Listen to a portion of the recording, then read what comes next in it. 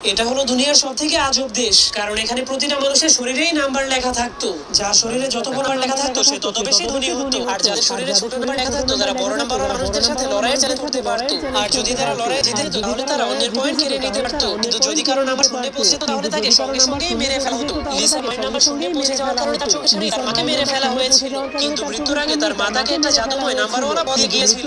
তাকে বলেছিল ভোটটাকে একটা মহান নায়কের কাছে পৌঁছে দিতে। কিন্তু লিসা 5 বছর ধরে 5টা দেশে ঘোরার পরেও সে নায়ককে খুঁজে পাচ্ছিল না। এই জন্য সে একদিন একটা নতুন চলে যায়। তখন একজন লোকের কাছে সে নিজেকে গ্রেফতার করতে শুরু করে। তার চেহারার উপর একটা সাদা দাগ, যেটা শুধুমাত্র নায়কের কাছে। তারপর লিসার বিষয় এটাই সেই লোকটাকে সে এত বছর ধরে খুঁজ করছিল। এরপর লিসা সেই নায়কের বাড়ি দিয়ে তার মায়ের দেওয়া সেই জাদুময় বলটাকে নায়ককে দেওয়ার জন্য বের করে। কিন্তু যখন সেই জাদুময় বলটা লিসার কাছে পায় তখন সে তলোয়ার দিয়ে লিসার উপরে আক্রমণ করে দেয়। এরপর সেই নায়ক লিসাকে জানলা দিয়ে তার মায়ের দেওয়া সেই জাদুময় বলটাকে নায়ককে দেওয়ার জন্য বের করে। কিন্তু যখনই নায়ক সেই জাদুময় বলটাকে লিসার কাছে দেখতে পায় তখন সে তলোয়ার দিয়ে লিসার উপরে আক্রমণ করে দেয়। এরপর সেই নায়ক লিসাকে জানলা